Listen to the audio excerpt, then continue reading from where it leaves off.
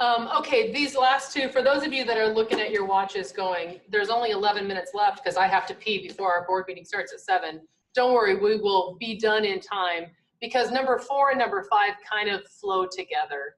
And so one of the questions that I find myself talking to people as we're at conferences or see people in person is, Karen, I ran for the board because I had some folks in my neighborhood that wanted me to make some changes at the school, but now how do I deal with these folks when they want me to take action about that kindergarten teacher that's not doing a great job, or that basketball coach that isn't really good for kids? And there's nothing illegitimate at all about running for the board and wanting to see positive changes happen in your school community. The problem is what we can't have is an individual board member being like the conduit for unhappy people to get their complaints in front of the board.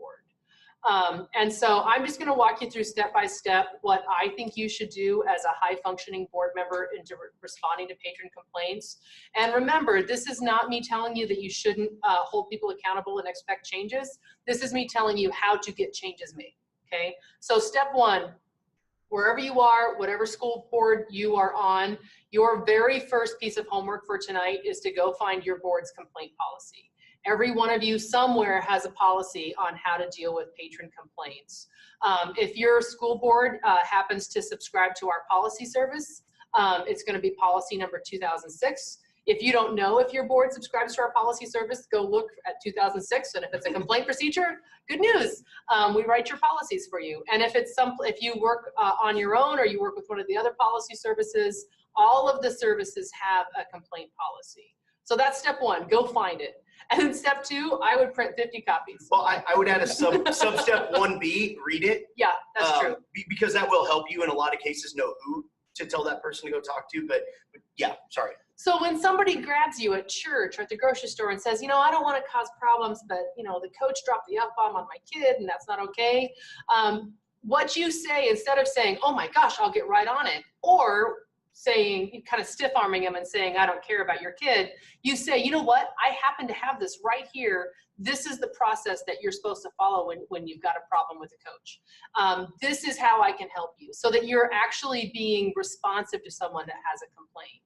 I would hand it out freely. Now, if your veteran board members are sitting in a room with you going, oh, holy crap, then we'll get a lot of complaints. That's good. I mean, to run things through the process is better than doing everything like through the good old boy network, right? It's better to have complaints out in the open and then follow that process. Most of the complaint policies out there say that people with complaints should start by talking to the teacher or to the coach. And then if they're not happy, they work up to the principal. And then if they're not happy, go to, work up through the chain of command.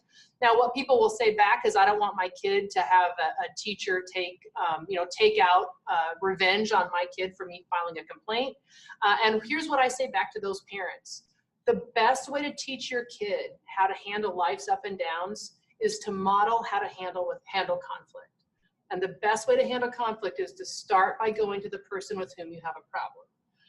If you want to go to the Bible, you can go to the book of Ephesians that tells you to do exactly this. If you're not so much with the Bible, you can go to like psychology textbooks, but all good advice on how to handle conflict says, start by respectfully articulating your concerns to the person you have a problem with. Karen, we need to talk. I mean, I just firmly believe that one of the reasons our kids don't handle conflict well is we don't model it for them. And so walking hand in hand with people in your community who have concerns to show them how to do this, like seriously, I believe we're making change in the world for good. So now this is what you say to the patron that has the complaint. After you're done with that person, what I want you to do is text the superintendent and say, hey, I just gave Bobby Truey a copy of the complaint policy. He's really ticked off that Steve Williams dropped the F-bomb on his kid at practice.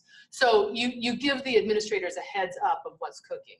And then you hold the superintendent accountable for following up on personnel things, because he or she is the person that you as the board member get to boss around. If your patron says, I'm not going to follow the complaint policy, then you very respectfully say, I'm sorry, then I don't think I can help you, because if you can't follow the process, then I can't do anything for you.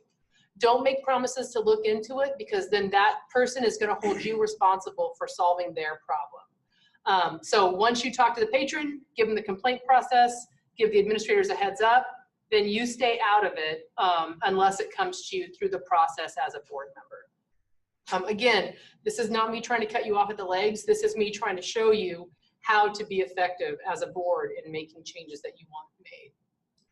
Chris wants to know about policy updates. When will new recommendations for updates be published? We send our updates out in May/June, depending on when the unicameral finishes whatever insanity it is going to do this session.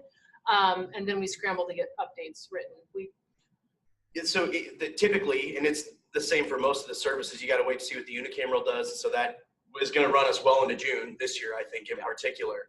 But we try to, by the time we get down to the last few days of the session, you kind of know what else might be coming. So we can start to work mid-May on those. It really just depends on how much crazy stuff passes and federal changes. So we have a big batch of potential Title IX things to sort through coming up. But I think our timeline will still be about the same. So if you're a new board member, expect in June and July that you could have a fairly substantial amount of policy changes to make, even if your school does a good job of keeping up on those regularly. So by your June meeting, we're hoping.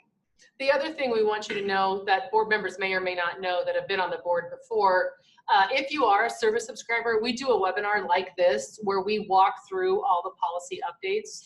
And board members, you're welcome to zoom in on that, to listen to it, or to watch the recording, because we really do want you to understand the policies that we're recommending that you adopt.